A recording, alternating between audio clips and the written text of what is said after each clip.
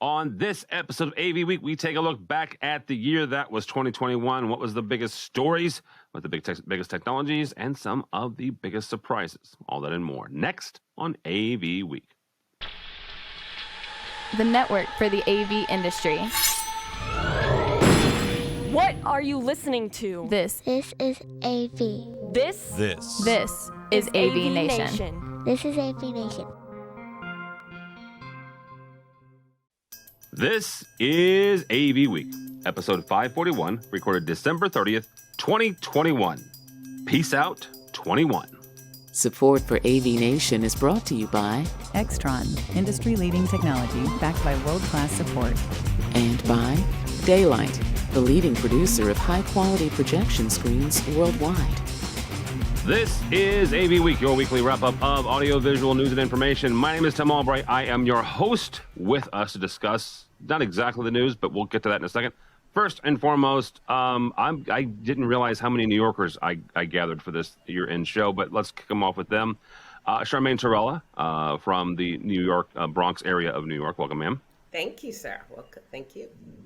Also with us is Frank Patakala. Holy crap, we found him, and we got him to sit down for half an hour. How are you, Mr. Patakala? Brand new from our friends over at Audinate. Doing well. Thank you. Awesome. And the other New York part, we've got somebody else also not in New York. Dan Farisi, brand spanking new at Commercial Integrator. Welcome, sir. Thank you very much. Yes, coming to you from Port Chester, New York. I have no idea where on earth that is. So That's where the first bar taco in the world was. Absolutely, it is. So and the last person, that last voice you heard, if you're listening, is Bradford Ben, who is technically from New Jersey, but he lives in Orlando now. How are you, sir? I'm doing okay. It's a lovely day in the neighborhood. Tons of tourists. Yeah, well, it's the end of the year, and it's Orlando. So apparently, according to the local forecast here, I'm going to see snow here in St. Louis by the time this posts. So that's going to be fun. But by the time this posts, I will not be here. I will be in Vegas as long as CES figures out a way to happen, and we'll talk about COVID and all that jazz. So here's what we do on this episode. It's the last one of the year. We're actually recording it the last week of the year, which is not normal for us. We typically take a couple weeks off in the studio, but things happen, and we needed to be here this week. So two questions, and with Charmaine, we are going to start with you on this. What is the biggest story? What is the biggest thing? What is the biggest technology? What is the biggest, oh my Lord, thing that happened in the world of AV in 2021? The biggest, oh my God, is the acquisitions. The acquisitions! The acquisitions. That's, to me, the biggest thing. You know, during COVID, the first acquisition, I think, that happened during that time was Kinley, an AVMI or a merger or whatever. Well, hang on. Right as it was, so we can differ on this, right? Yeah. Right before it happened was the Whitlock SPL thing. Right. So it was right as it was like February of 2020. Go ahead. Correct. You're right. February of 2020, that happened with AVISPL and Whitlock, then Kinley and AVMI, and then all these bigger acquisitions in 2021 with AVISPL SKC and Diversified and HB, and the last one. So at the Exertis and Almo. Holy cow! Yeah. Huge. That is the hugest. And I was like, oh my God. With these acquisitions. So I think the biggest thing is 2021, the acquisitions, you know, the big ones. They weren't small. They were very sizable and remarkable, which is going to change the face of the industry in 2022, right? What's the competition going to look like? What is working, you know, for integration? You know, how is that going to look like for everyone? How does that landscape is now completely changed with these acquisitions in a big way. So we got to see what happens, what develops in 2022 with these behemoth AV integrators now and distributors, and see what happens. You say it's going to change the face of the industry, and I don't necessarily disagree with you. I think I personally think the biggest one is the distribution, right? I think the Exertis, formerly known as Stampede here in North America, and Almo acquisition, that's the biggest thing that happened in 21 at least.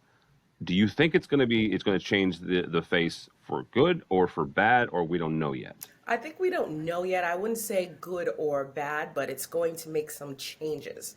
That's Okay. going to influence changes amongst a great many in this industry. So I don't know what that means, but it's going to either make AV go change a little bit of course to a different direction, to a different model, or incorporate something that they've never incorporated before. But that kind of change, not necessarily bad or good, but I think the change of we're going to do something differently. All right. Bradford, same question to you, bud. What you've got a unique perspective. Bradford now is a consultant for various folks. He's signed an awful lot of NDAs this year, so I'm surprised he's even able to talk to us. So what was the biggest thing to happen in 21? To me, the biggest thing that's happened, and I want to choose my words carefully on this, is there's been more exclusionary specialization. And by this I mean and I've seen this on a few different counts of there are people who just do house of worship and people who do conference rooms. The two never meet. And if you talk about conference rooms, someone dismisses you because they do houses of worship and it doesn't apply. I've seen higher ed talk with houses of worship and same thing of it doesn't apply. And it started to become exclusionary of my system has this unique set of things that no one else understands if they're not working in my vertical market.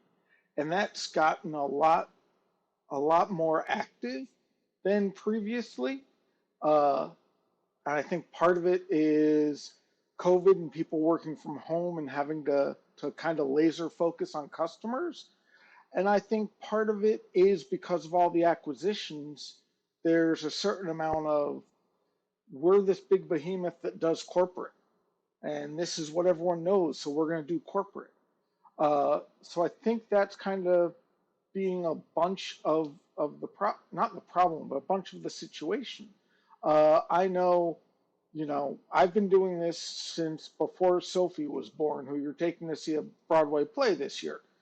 And previously, I could talk with a house of worship person and a performing arts person and have the same conversation. Everyone was perfectly happy. Everyone would trade ideas because they're amazingly similar system uses. But now it's starting to become, well, this is what I focus on because this is what gives me the highest return and nothing else matters. And that's why I'm saying exclusionary siloing of, and it's at firm level as well as at individual levels. There have been a couple firms I have called and worked with. We're like, no, we're not interested in that. And I'm like, I have money. Don't you want money? Yeah, but it's not our core market. I thought your core market was making money. And I'm being a little facetious, but hanging ceiling speakers in a house of worship and hanging ceiling speakers in a theme park is hanging ceiling speakers. You know what I mean? But they've become exclusionary of, this isn't my core market, I'm not going to spend time on it. And I think that's a result of all of the mergers and acquisitions. And I think everyone's becoming so laser focused on, this is my specialty, I can't do anything else or else I dilute my product. And I think that's been the biggest surprise for me. We can also talk about the elephant in the room of COVID and how it's still going on, but I'm going to put that aside of, it's been a lot more exclusionary than I'm used to in the industry. It's an interesting perspective, because that's one of those things that when it comes to mergers and acquisitions, you expect, and we'll pick on the big one because it's easy, right? SPL. SPL doesn't say that they are a corporate AV company or they're a house of worship AV company. They're an AV company, right? They don't care where they hang the ceiling speakers. And I think that's an interesting perspective. And I was going to say, and that's kind of, but we'll use AVI SPL. If you look at AVI SPL and all their acquisitions and you look at their overall size, the vast majority is from conference rooms. Just by looking at their website, yes, they've done theme parks, And yes, they've done sports stadiums, and yes, they've done airports. But if you look at their current portfolio of what they're doing, it's been much more reduced to we're doing command and control and we're doing conference rooms. We're just doing corporate. Yeah. Yeah, and you could take a look at number 2 on that, on the SDN top 50, and that's diversified. They have, no pun here, they have diversified, and they have been able to go in different areas, including broadcast, right? They're one of the major players in the broadcast and game day experience markets, and corporate, right? And this one over here. So, yeah. And like even your company, the company that bought AVNation, Conference Technologies Inc. What do they specialize in? As the chief marketing officer, that's my job to change that perspective. Actually, that's a very good point. Is because the name, right, and branding, and that's a whole nother issue we'll get into later. But yeah, that right there. Yeah. Frank, you've joined the folks over at Dante at Audinate. So from your perch, taking a look back at 21, what is the biggest thing to happen? Before I get into that, can I just say Bradford and Charmaine, what they said is essentially the yin yang of AV at this point, really, because there's on one end companies getting bigger, and on the other end there are people who are becoming more niche, and I think that's definitely going to be a trend that'll keep growing in the coming years. I feel that in order to survive, getting a niche may not necessarily be a bad thing. Although from Bradford's perspective, and from, I'm sure a lot of people will complain that, hey, it's the same thing. Why can't we necessarily be doing that? But I think that niche specialization is here to stay. Now, to your question about the biggest technology news of 2021, hey, if 2020 was the year of the QR code making a comeback, I think 2021 was the year Facebook made a comeback, and to me, what? the biggest, whoa, back up. The biggest technology news is their rebranding as Meta, and not necessarily because they've changed anything per se. I mean, obviously that's where my pushback comes from. They didn't change that. I agree. Right. I mean, they have a superhero mask for a logo, but beyond that. Agreed. But the point is, I think the renewed interest to be a part of the metaverse, which is something that they're promoting, and with virtual reality and AI, I think there's a lot of potential there, right? Because what happened is every year at the end, since COVID, in COVID era, what we do at the end of the year is we kind of cross our fingers and hope that the next year is going to be the back to normal year, right?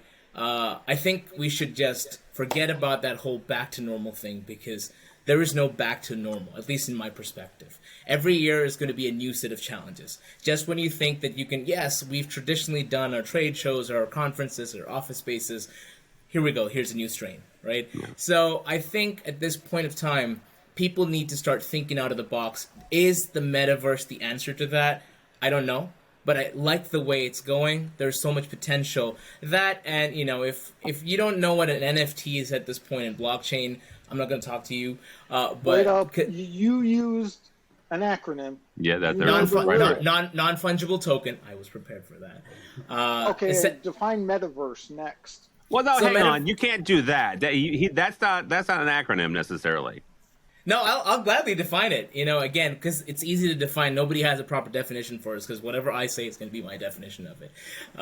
So essentially the concept is that we're taking Sims or, an alt, Don't say Second Life. Don't say Second Life.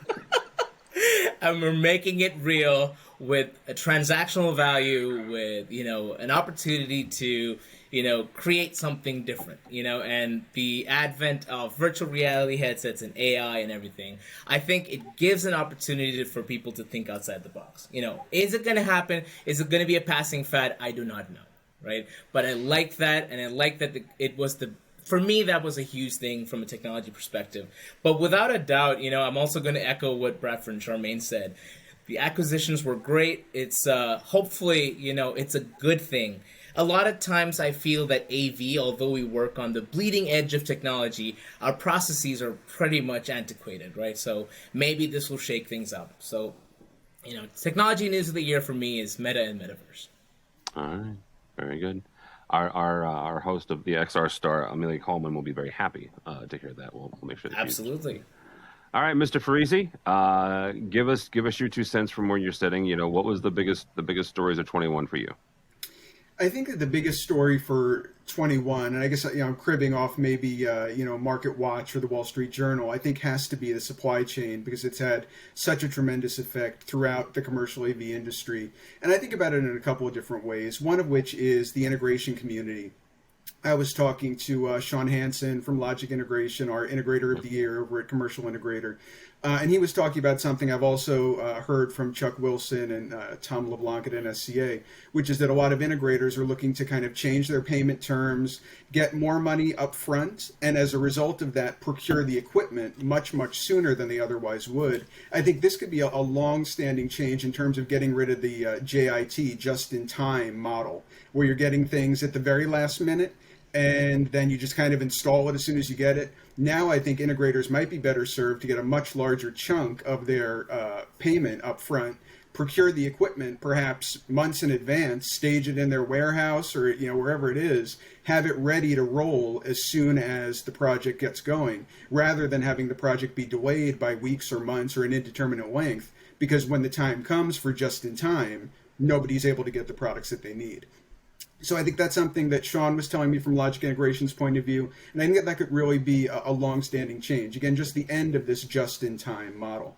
And I also think, since we were talking about Exertis and Almo, distributors, I think, are going to be increasingly empowered if the supply chain issue continues, because I think when you have an organization with the scale of whether it's a TD Synnex or an Exertis Almo Pro AV, they very well could help with procurement. They very well could utilize their team to kind of alleviate some of the difficulties that an integrator or a vendor might have in terms of getting supply for an important client, an important application. That's something Sandy Stambaugh was talking about on a webcast 2 or 3 or 4 months ago, that leverage our team to try to help you get the product you need when you need it. And I think, Exertis Almo Pro AV could probably do the same kind of thing with their vendor partners. Leverage our team, our sales team, our in-house resources, take a little bit of the burden off of you as an integrator or a consultant. We'll help get you and your important clients what they need. It's an interesting new dynamic and an interesting offering from the distribution model, right? Mm-hmm. Where in addition to engineering services and programming services and things like that nature that they've evolved over the years, is they're now able to warehouse and stage things. That was going to be kind of my question to the four of you. What Dan mentioned is getting rid of the just in time, which we honestly got that from Wall Street, right? Publicly traded companies started reducing their inventory, started reducing their warehousing, because it was better for the bottom line, right? And we're talking about Dell and others like that. And so integrators started going, okay, sure, that sounds great. We can reduce our warehouse costs. We can reduce our footprint, reducing our spend on a monthly basis, whether you're leasing it or you're buying it. But what does that do to that, right? Is it something where we have another middle person, another middle company in the middle that acts as a warehousing for that? Or do we have larger corporations, larger integrators like the top 50 SCN getting back into warehousing, buying more square footage and doing it themselves? Well, both. Yeah, I think both. I mean, I used to work at AVISPL, and I know one of the best game they had in town is housing a lot of that stuff, buying ahead, especially when COVID came about. They went ahead and they bought a lot of things up front that they felt were going to be necessary for a lot of the upcoming things, whether they had the projects in hand or not. And they warehoused it, which added to some of that supply chain shortage that Dan is referring to, right? Absolutely. So the top threes did just that.